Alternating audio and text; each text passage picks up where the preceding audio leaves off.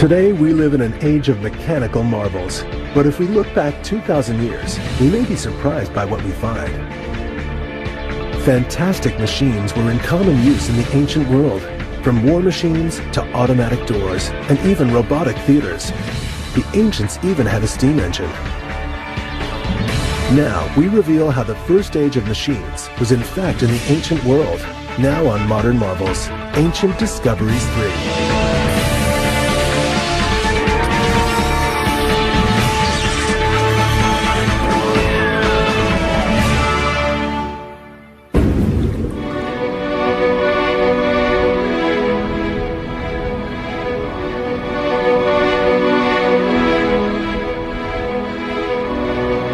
We have for centuries marveled at the world of the ancient Greeks. A world where the human mind was set free to look beyond the everyday drudgery of life and think of greater things. A time of science, art, and philosophy, dazzling new ideas that they would export to the rest of the world. And at the heart of this age of wonder stood a great city. Not in Greece or Italy, but here on the coast of ancient Egypt, in a place called Alexandria.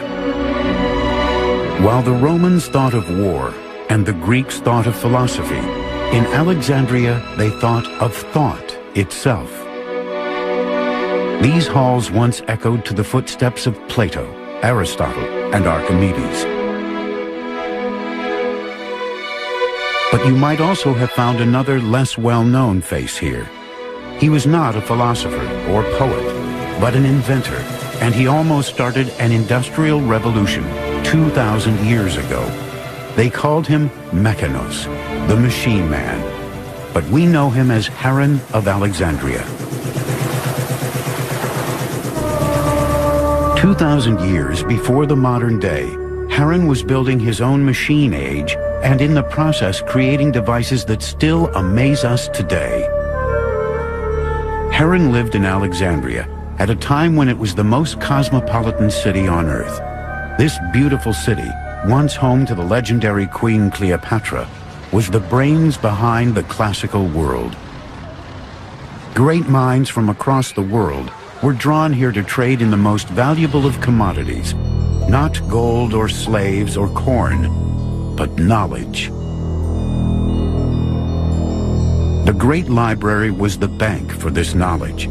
Here were gathered together all the writings of the Greeks, Romans, Egyptians, and more. Halls piled to the ceiling with scrolls of mathematics, philosophy, geography, and history, all vying for space with plays, fables, songs, and poems. Today, hardly any of these works survive, and we can only dimly imagine what wonders once lay in Alexandria.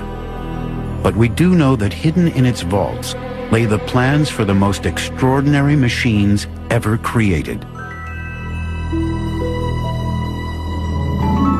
The Great Library at Alexandria was, I think, the intellectual powerhouse of the ancient world. It was the largest and the best library in the Mediterranean. If you were looking for any particular book, there was always a good chance that you could read it at Alexandria. Attached to the library at Alexandria was an institution called the Museum.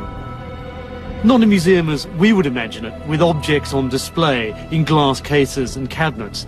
Museum was a place to muse, to think, to discuss, to invent. Many of the professors in the museum had written the greatest books in the library. Some devoted their energies to figuring out how the world worked, and some spent their time planning, devising, and building inventions. It was here in the museum that Heron set about creating his extraordinary inventions. Today, none of his machines survive, and we know almost nothing about the man himself.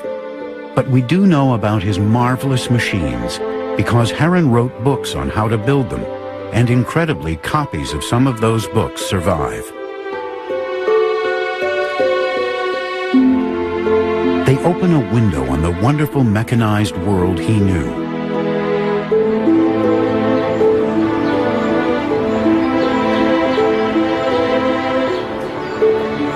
Stored in one of the modern world's great repositories of knowledge, Oxford University, it is still possible to find a copy of one of Heron's books. It is a rare document which gives a tantalizing glimpse of surprising ancient machines.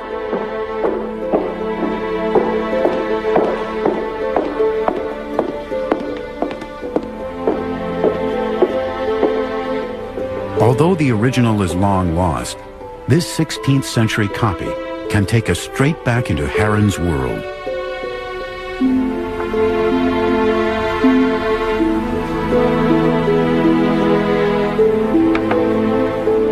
Within these pages, this master mechanic described his inventions and the sort of places you might find his robotic devices.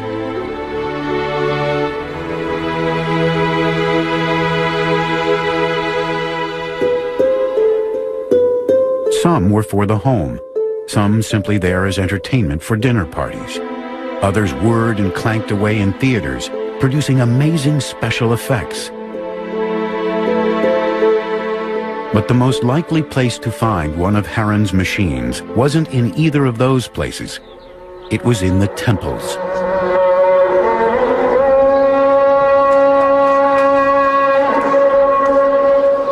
Nowhere in the ancient world was more cosmopolitan than Alexandria, so nowhere had more religions all vying for attention. Today, Islam is the city's main religion, but 2,000 years ago, there were many, many more faiths to choose from. We have to think about in the ancient world that there's stiff competition between different cults. Roman cults, Greek cults, Egyptian cults, cults for political leaders, and all sorts of mixes between these. So if you had something special that would attract attention, then that would give you an edge in the market to attract visitors to your temple. In other words, what priests of all these religions needed was magic.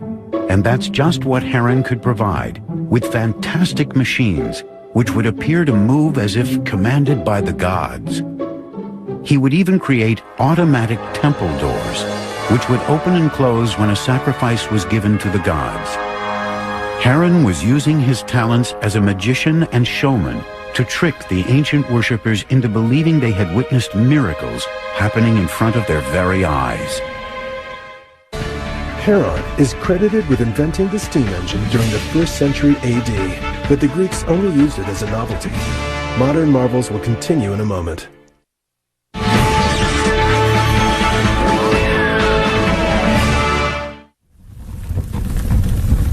One of Heron's most ingenious machines was his automatic temple doors. The idea was simple but brilliant. As a priest and congregation approached their temple, the doors would magically open to welcome them inside. In front of the huge closed doors of the temple, the priest would theatrically step forward and light a fire on an altar by the doors. Beneath this altar, an amazing array of pipes, containers, and weights would then swing into play, unbeknown to the expectant congregation. Water flowed unseen into buckets that counterweighted the huge doors. Above ground, the priest might now make a final offering on the fire as the heat drove the hidden mechanism below.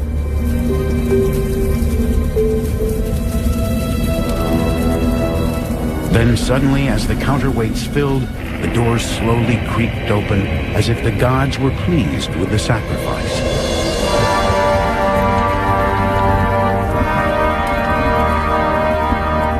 A fantastic finale was provided by the sounding of a fanfare as the mechanism blew compressed air through a trumpet.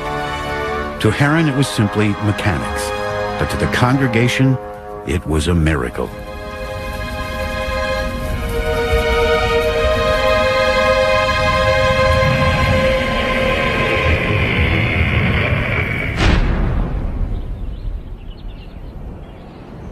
There could have been few better ways to impress your audience.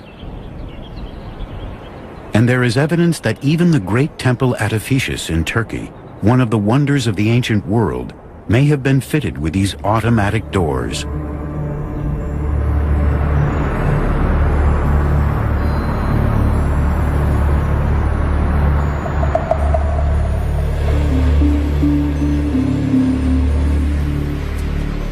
Steve Poole, a kinetic artist, is fascinated with the work of Heron and has built a scale model to show how the automatic doors actually worked.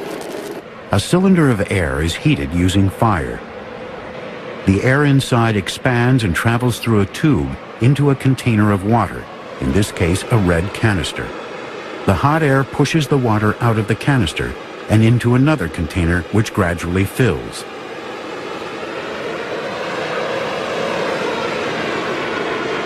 The mechanism uses a counterbalance, and when one container fills and drops, another rises, causing the doors to swing open.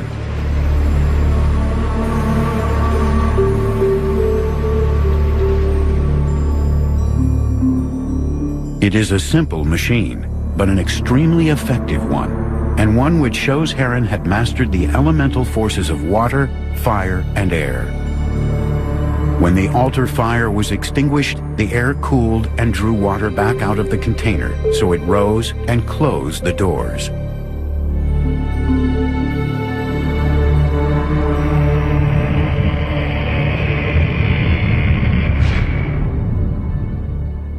Heron invented many temple machines which included these automated moving figures, which made offerings to the temple fire when it was lit.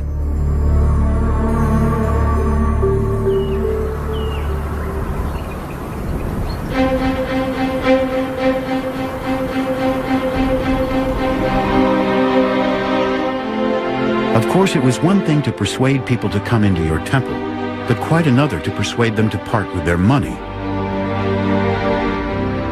And money was the key to running a successful religion. How to get people to spend it and how to collect it were just two of the problems Heron also had answers for.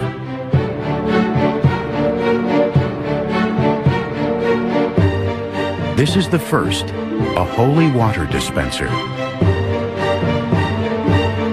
It was the world's first coin-operated slot machine.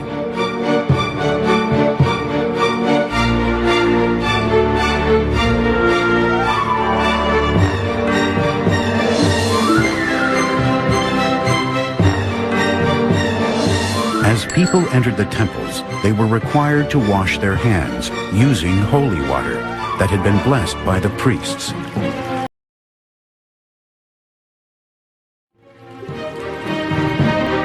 Blessing and selling holy water was time-consuming for the priests, so Heron invented a machine that made their lives easier and was more efficient. When a worshiper placed a drachma coin in the top, out came a precisely measured cup full of expensive but holy water.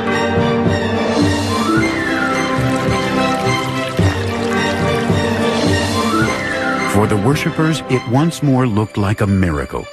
In reality, the dropping of the coin caused a lever to fall, opening a valve to let out water.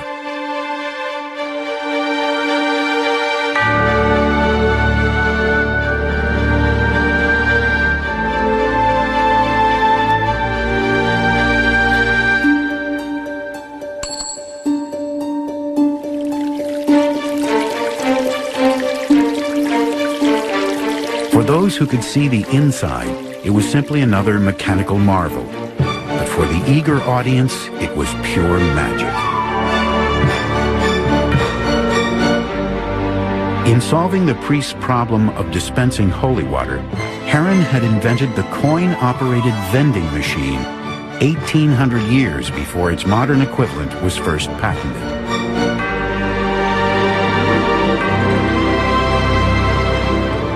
Other miraculous machines may also have helped to bring in the worshippers, such as this replica in a major exhibition of ancient technology in Athens.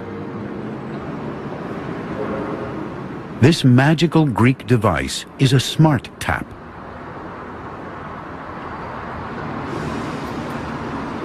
As water is taken out with a cup, it automatically fills itself back to the right level.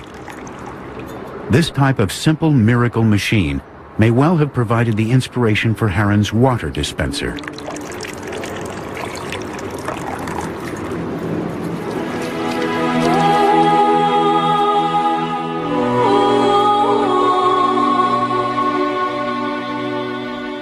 It is hard to imagine today that these silent temple ruins may once have been filled with such magical machinery, performing what looked like miracles to an awestruck audience.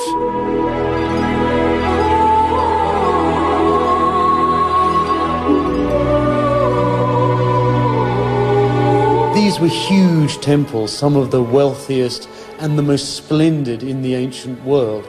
Heron's automatic inventions would have added further to the sheer sense of splendor and awe that any worshipper would have experienced. But Heron had one more money-making device for the temple priests, one which would allow worshippers to think they were talking with the gods, but which was in fact much more dishonest.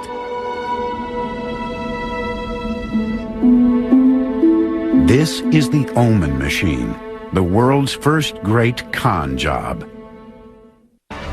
Heron's most famous mathematical work is Proposition 1.8, which calculates the area of a triangle based on the lengths of its sides. Modern marvels will continue in a moment.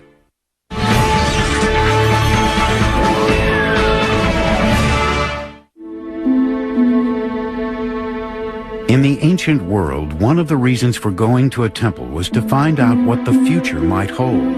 And ancient peoples were happy to pay for a glimpse of things to come. For this, they would consult Heron of Alexandria's Omen machine.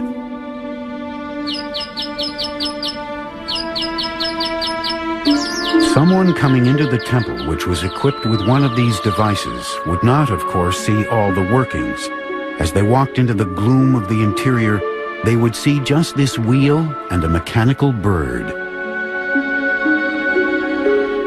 After paying a suitable fee, they could ask the god a simple yes or no question.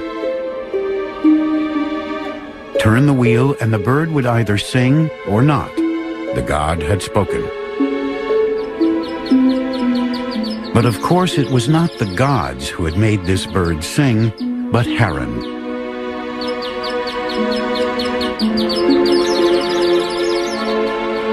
Inside the mechanism, a series of cogs, ropes, and pulleys made the bird sing when the wheel was turned.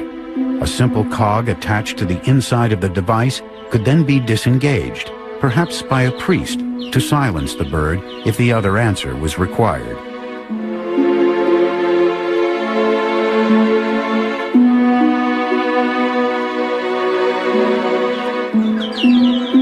Singing gave one answer, not singing the other.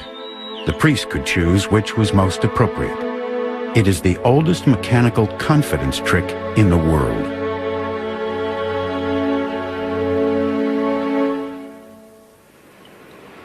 And the wonderful bird song?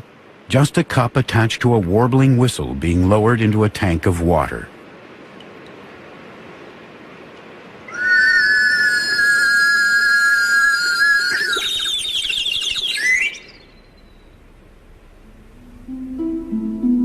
Sound was the key to many of Heron's inventions, from his Omen machines to his elaborate windmill-powered musical organ. But getting it all to work together is much harder than it might seem.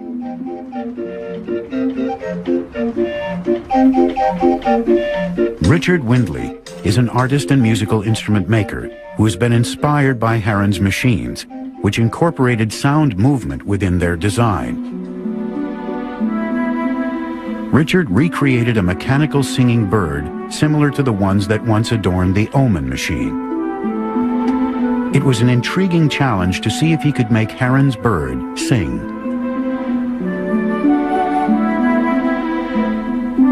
The drawings of Heron which I discovered and the writings, which are sort of fairly descriptive but rather tantalizing, give the basic outlines of how he managed to get these things working.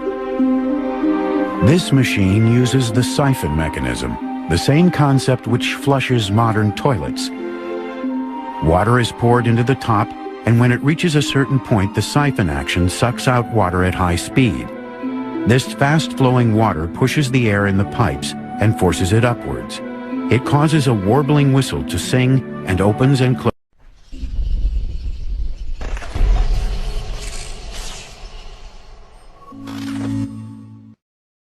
a valve, making the bird's beak move.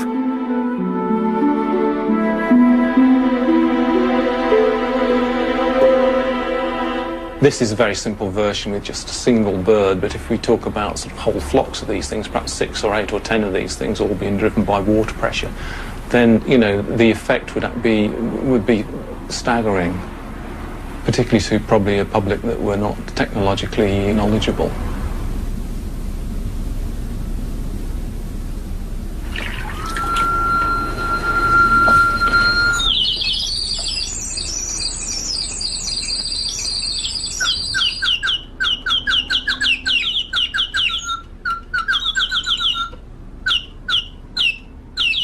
And Heron built far more elaborate machines than this.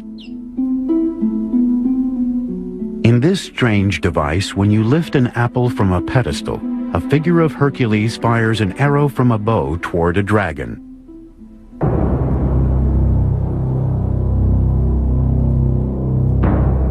One time when Heron's omen machines were in particular demand was during war, a frequent event in the ancient world.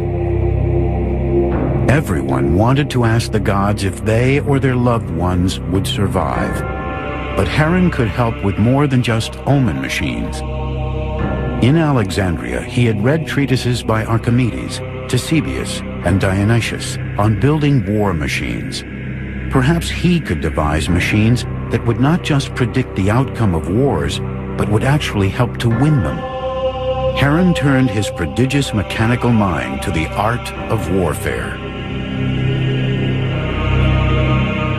Heron had automated doors, fountains, and musical boxes. Now he wanted to automate war.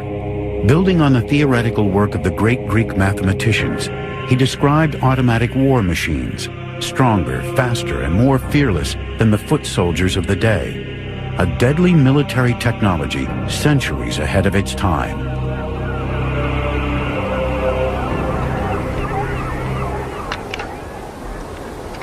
Alan Wilkins has been using ancient descriptions of war machines to try to rebuild these fearsome devices. This is a Greek catapult, but it is no ordinary weapon. This is the Polybolos, the multi-shooter. It's the first machine gun, and it's over 2,000 years before what is now regarded as the first machine gun, the Victorian Gatling gun.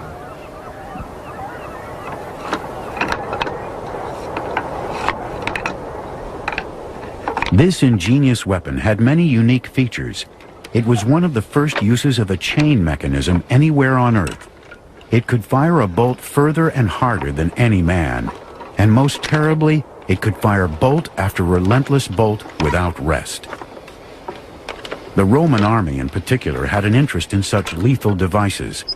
With a huge border to defend, such weapons offered them a distinct advantage. From the Roman perspective, men like Heron could help to hold the empire together.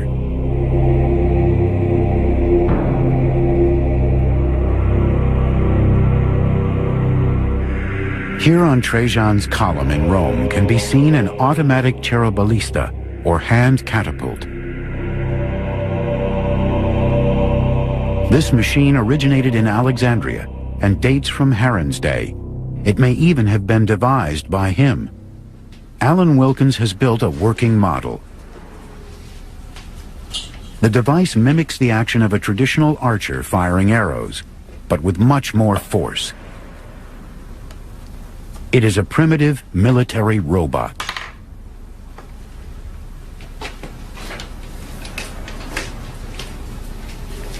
The main length of the machine represents the outstretched arm of the archer.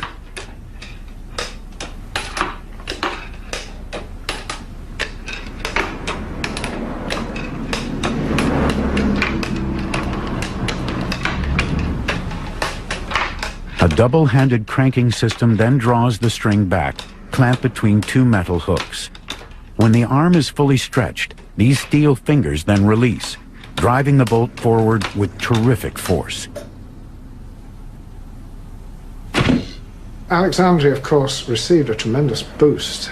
By Heron's day, it was, of course, a Roman province, and the Romans obviously backed this research there. They continued to want to use engineers like Heron because they knew they were the best. Many devastating war machines would have been used in battle, but others were developed as prototypes for future use. Here are these Alexandrian engineers thinking up all these ideas which are a couple of thousand years before they can ever be realized. They didn't allow the limitations of their own technology to limit their ideas.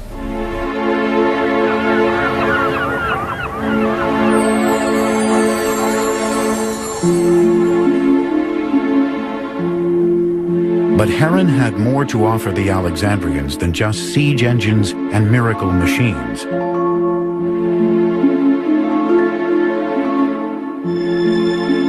He wanted to entertain them, and to do that he chose a place where anything could happen: the theater.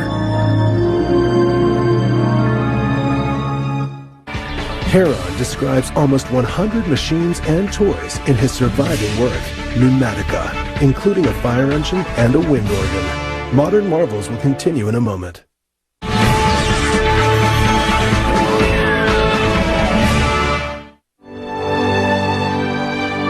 It was in the indulgent world of the theatrical arena that Heron knew his genius at creating magical machines could truly be recognized. In ancient times, theater was at the center of many people's lives.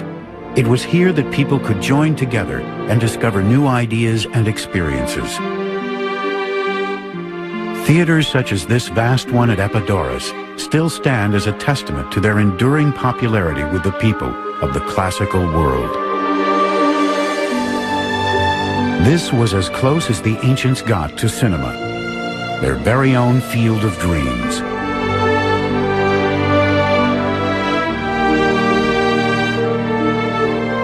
Even the acoustics were precisely scientifically designed like a modern cinema's to heighten the audience's experience.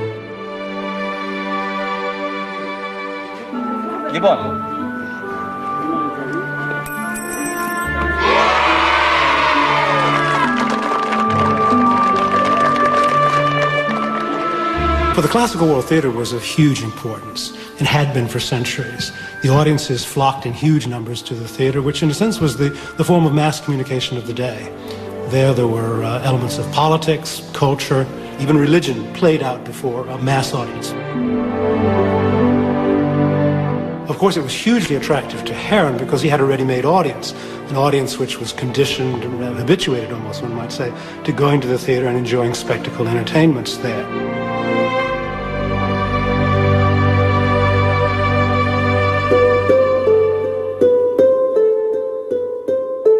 Heron knew he could add to this experience. The skills he had learned building war machines and temple illusions could finally be given free rein on a stage where anything was possible.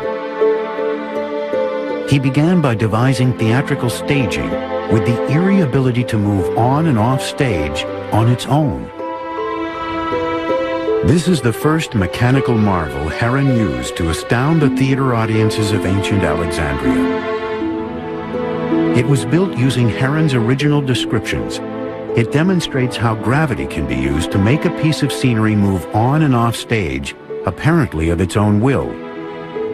It is the precursor of the modern computerized scenery we see in the West End of London and New York's Broadway today. Ο Ήρων έχει περιγράψει στα βιβλία του μηχανισμούς και αυτόματα που είναι η πιο ανεπτυγμένη τεχνολογία της εποχής του. Περιγράφει κλειστά αυτόματα συστήματα, συστήματα με ανάδραση και αυτόματα θέατρα που παρουσιάζουν ολόκληρες θεατρικές παραστάσεις.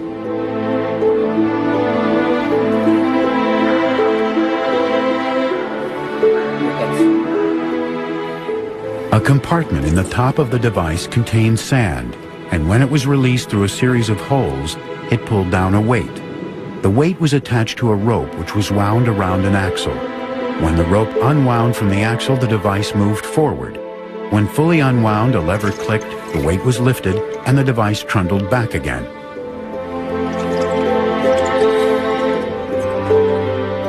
Heron wrote a whole treatise about automatic theatres. The idea of the automatic theatre is that it can move by itself. Automaton in Greek actually means a self-mover. Heron is quite interested in making absolutely sure that you make it quite small so that the audience won't suspect that there's actually a person inside the theatre running the show.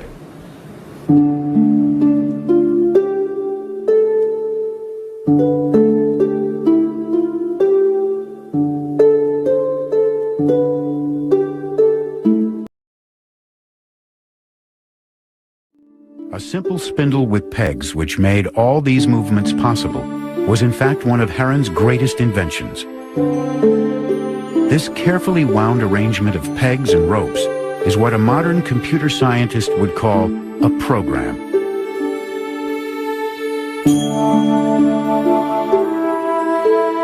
No doubt the audiences at Alexandria's theaters marveled at these moving sets for a while, but as Heron knew, audiences are always looking for something new to grab their attention. He had automated the set, but what about the actors? This would be his next bold step, to create an entirely automatic theater production, with automatic sets, actors, and effects that would run on its own for over 20 minutes.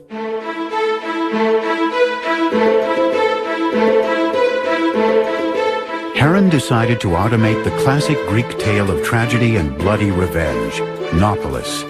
The story tells of how King Nauplius seeks revenge after his son is killed by Ajax at the close of the Trojan Wars.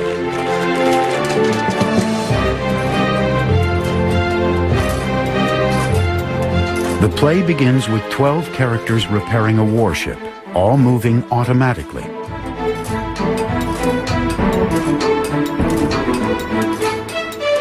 Below the action, the mechanics all remain hidden inside the box,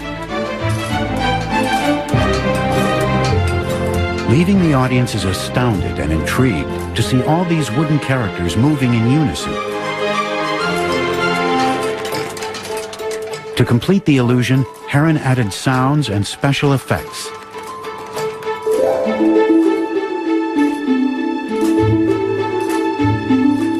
Scenes changed and backcloths dropped automatically, providing a new background for each piece of the action in turn.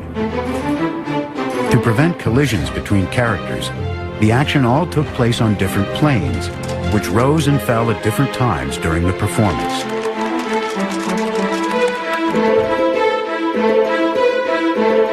Powering the whole pageant was a system of weights and ropes, sand glasses and seed hoppers, utilizing gravity to provide the required energy.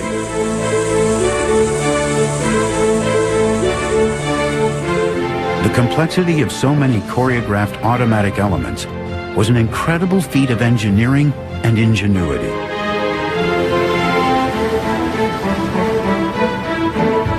As the ship in the story encountered a storm, Heron used an automatic thunder machine to shake some fear into the audience.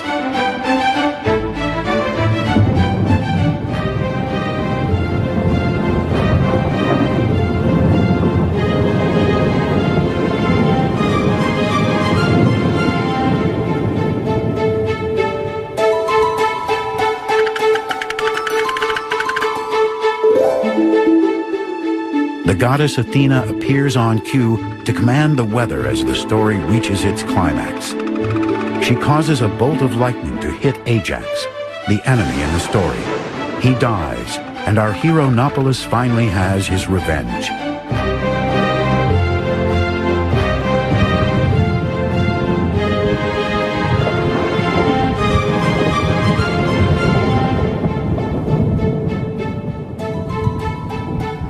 As the final sounds rang out around the theater, the first time this play was performed, the audience must have been enraptured by the spectacle in front of them.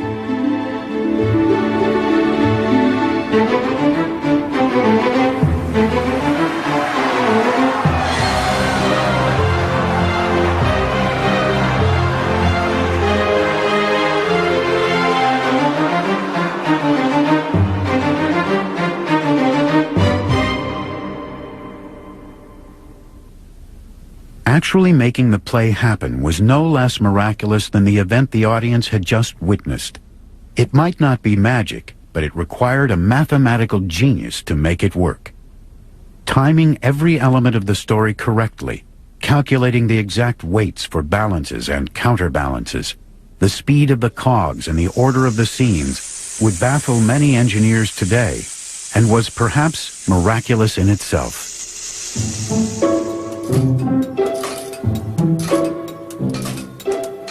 The engine which drove the whole show was this hopper. It harnessed the power of gravity and was filled with either sand or seeds. The slow release of these then started the chain of events. As the seeds fell, a weight on top of them lowered. That weight then pulled a rope, which then in turn turned a spindle. This spindle was effectively the master control. It held the program stored in a complex system of ropes wound around pegs, which set off different aspects of the show when the rope was unwound past certain points. It triggered the individual pieces of the theater, such as this spindle, which revolved to make dolphins apparently leap through the waves.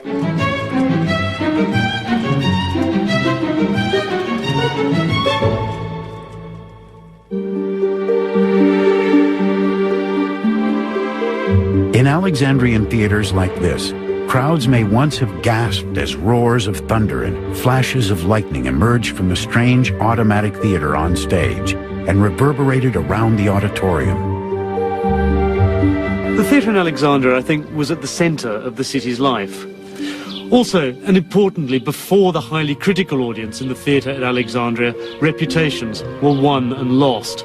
And it's in that highly competitive context that we should see Heron of Alexandria's spectacular stage devices.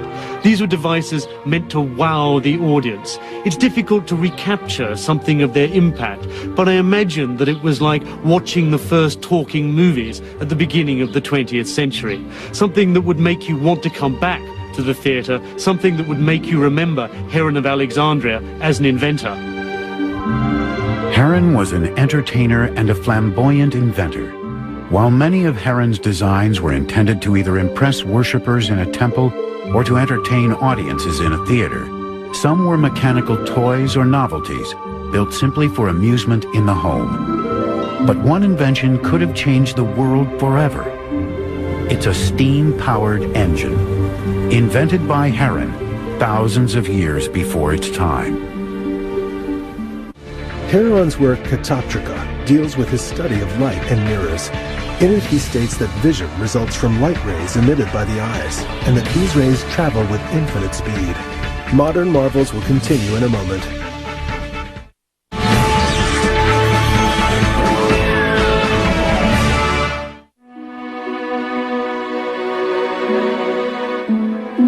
Heron had discovered the power of fire, water, and air, and finally he combined his knowledge to create steam power.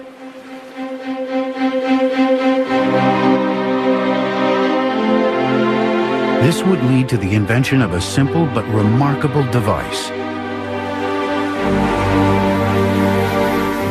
The strange machine is Heron's steam ball, the first steam turbine engine, and the fastest revolving mechanical instrument in the ancient world.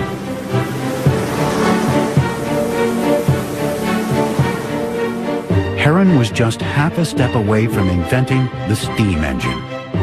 He knew the principles of steam power.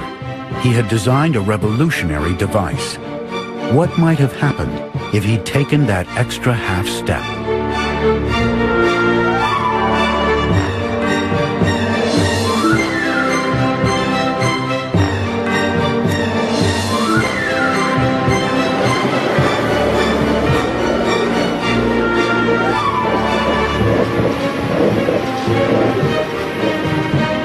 I'm heating up this container here so that it generates steam. There's water in here, and the steam will come up through these pipes into this ball and out through these jets, and then it should spin.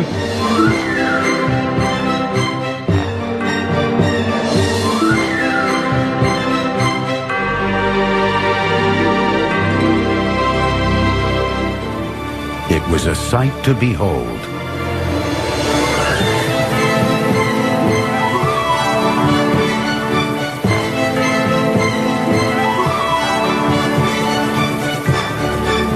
Heron had managed to control the power of steam. It was a remarkable breakthrough.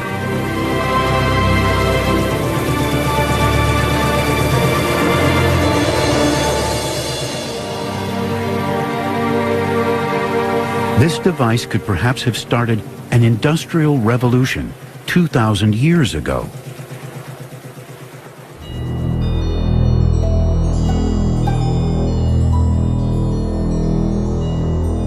Had Heron combined what he knew about pistons with this steam ball invention, he might have made a true steam engine.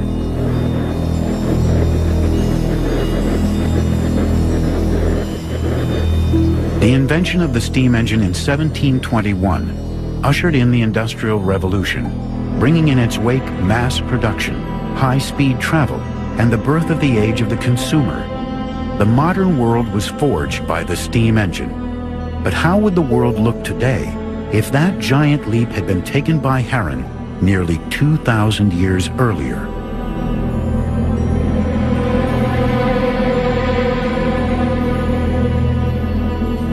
So why didn't Heron's greatest invention start a revolution? Perhaps he simply didn't make the connections and never saw this wonderful machine as anything more than a toy. Or more ominously, in a world run on cheap and plentiful slave power, perhaps no one saw the need for labor-saving devices.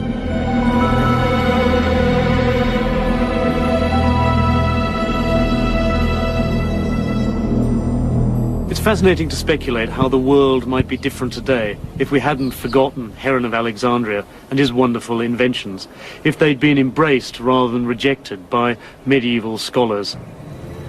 If the people who'd seen the wondrous steam ball had thought of it as more than an idle curiosity or just a children's plaything.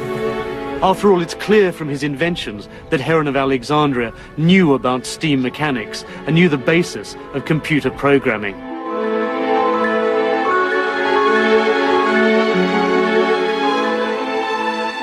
There's an interesting scholarly question, which is, you look at Heron's writings and those of his contemporaries, and we feel they're almost approaching technological liftoff. That in another generation or two, with the steam engine and other inventions in the wake of that, we might almost have been facing an industrial revolution taking place 2,000 years before it actually occurred.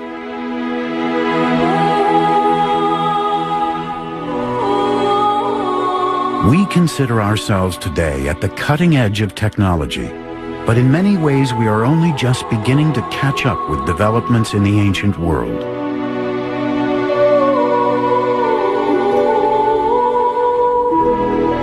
"2,000 years ago, there was a world more familiar and more advanced than we could have imagined.